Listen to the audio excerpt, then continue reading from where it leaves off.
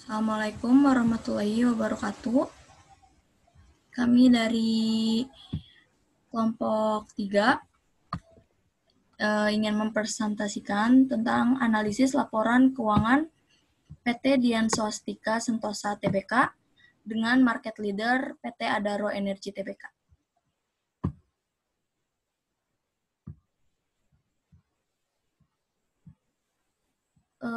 Sedikit tentang gambaran umum perusahaan. PT DSS ini atau Dian Swastika Sentosa Tbk merupakan suatu PT yang didirikan berdasarkan hukum negara Indonesia yang berletak di Jakarta Pusat, yaitu kantor pusatnya, dan sudah beroperasi secara komersial sejak tanggal 1 Januari 1998. Dan dia mempunyai 4 komplek pembangkit listrik dan uap yang berlokasi di Tangerang, Serang, dan Kerawang. Pembangkit dengan kapasitas sebesar 300 MW untuk listrik dan 1.336 ton per jam untuk uap.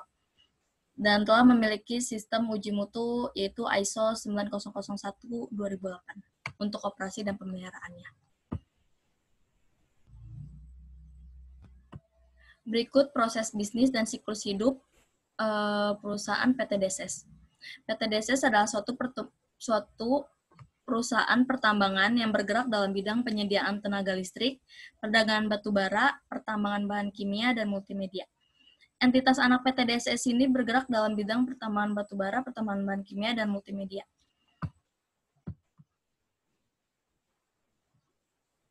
Berikut yang kami tahu tentang strategi perusahaan dari PT DSS.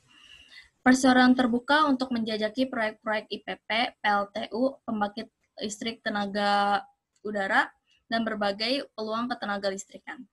Perseroan akan terus berupaya untuk dapat memperluas pangsa pasar dan mencari peluang-peluang kerjasama yang baru. PT DSS ini mempunyai optimis dalam bisnis multimedia, karena menurut penelitiannya tiap tahun kita selalu mengalami peningkatan dalam multimedia seperti survei yang ada di tabel ini. Dan diketahui hasil survei 2018 terakhir pengguna internet saja sudah mencapai 64,8% atau kurang lebihnya 171,17 juta jiwa.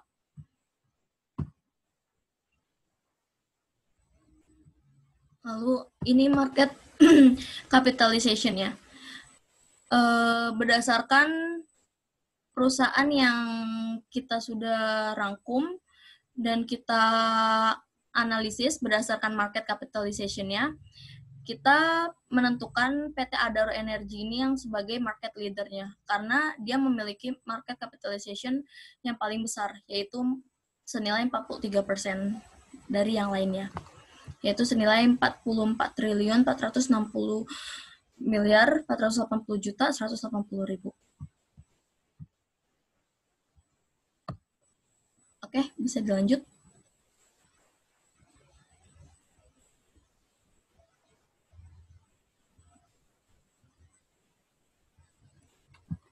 Nah, ini untuk analisis laporan keuangan komparatif. Di sini ada grafik komponen laba rugi Common Size 2017 sampai 2019 mengalami naik turun di setiap tahunnya. Nah, dan berikut sedikit gambaran tentang laporan raca Common Size 2017 sampai 2019 pada PT DSS ini.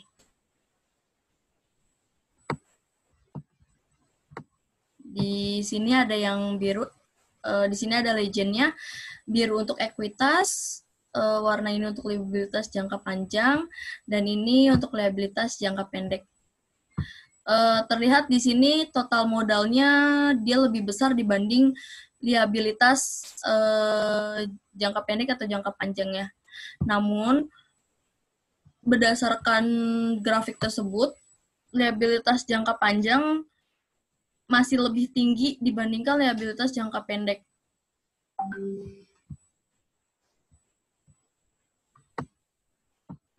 Tapi mungkin untuk PT DSS ini masih punya kemampuan untuk membayar liabilitas mereka, karena nilai ekuitasnya masih di atas liabilitasnya. Mereka masih punya kemampuan untuk bayar utang-utangnya atau kewajibannya. Oke, ada yang bisa lanjut?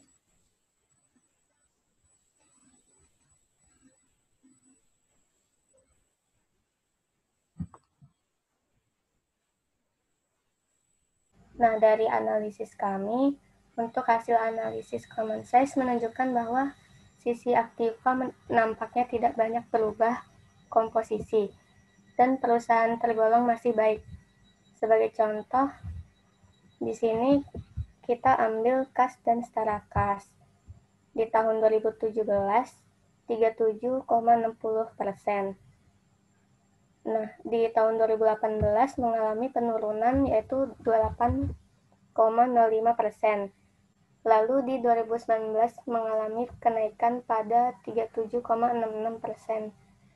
Tetapi masih terbilang jauh daripada market leader pada PT Adaro Energi Tbk. Namun untuk liabilitas jangka pendek pada utang jangka pendek masih tergolong baik. Kenapa baik? Karena di sini untuk utangnya tergolong sangat sedikit. Jadi untuk kas dan setara kas mampu membayar pada utang bank jangka pendek. Lanjut, Cak.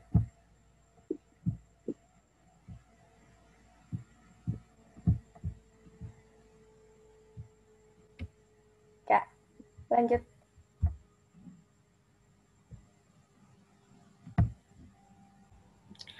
Laporan posisi keuangan common size untuk tahun yang berakhir 31 Desember 2019, 2018, dan 2017. Untuk jumlah aset lancarnya, tahun 2017 25%, lalu tahun 2018 turun menjadi 23%, dan 2019 tetap di 23%. Selanjutnya untuk jumlah aset tidak lancarnya pada tahun 2017 74,82%, lalu naik ke 77%, dan 2019 tetap di 77%.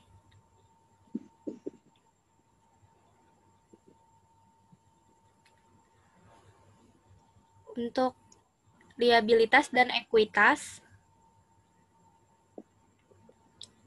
jumlah liabilitas jangka pendek pada tahun 2017 32%, lalu pada tahun 2018 naik menjadi 35%, dan pada tahun 2019 turun menjadi 32%. Jumlah liabilitasnya pada tahun 2017 47%, lalu naik ke 55% pada 2018, dan naik lagi ke 56% pada 2019.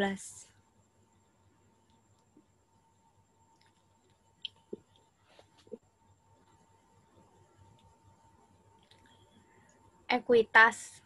Jumlah ekuitasnya pada tahun 2017 53%, lalu turun 45% pada 2018, dan turun ke 44% pada tahun 2019.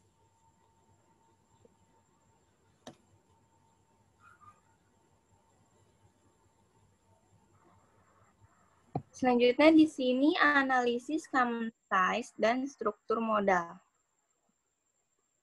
Di sini untuk liabilitas tidak lancarnya dari tahun 2017 menuju 2018 itu mengalami peningkatan yang lumayan signifikan dari 15,38% menjadi 31,89%.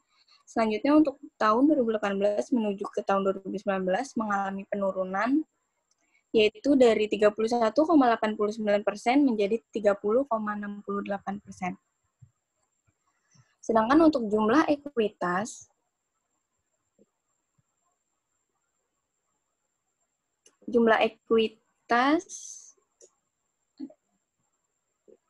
Jumlah ekuitas mengalami penurunan dari 2017 menuju 2018, yaitu 84,62% menjadi 68,11. Selanjutnya di 2019 mengalami kenaikan yang sedikit menjadi 69,32%.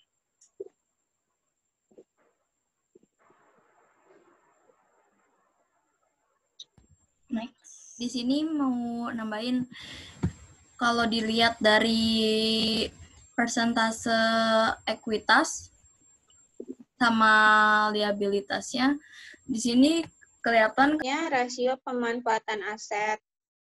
Ada penjualan terhadap kas dan setara kas di tahun 2017 sebesar 47,53%, di tahun 2018 sebesar 47,42%, dan di tahun 2019 mengalami penurunan yang cukup signifikan sebesar menjadi sebesar 27,51%. Selanjutnya ada penjualan terhadap piutang. Di tahun 2017 sebesar 0,67%, di tahun 2018 sebesar 0,94%, di tahun 2019 menjadi 1,51%. Selanjutnya penjualan terhadap modal kerja di tahun 2017 sebesar 0,35%, di 2018 sebesar 0,44%, di 2019 sebesar 0,46%. Selanjutnya penjualan terhadap aset tetap di tahun 2017 sebesar 10,87 dan mengalami sedikit peningkatan di tahun 2018 menjadi 12,34% dan kembali mengalami penurunan di tahun 2019 menjadi 11,83%. Selanjutnya ada penjualan terhadap aset tetap. Di tahun 2017 sebesar 0,17%, di tahun 2018 0,18%, di tahun 2019 0,19%. Lalu penjualan terhadap utang jangka pendek. Di tahun 2017 sebesar 1,45%, di tahun 2018 sebesar 1,54%, dan di tahun 2019 sebesar 1,57%. Tahun 2019 1,57%, masih tetap lebih tinggi si market leader PT Adaro Energi sebesar 2,14%. Selanjutnya.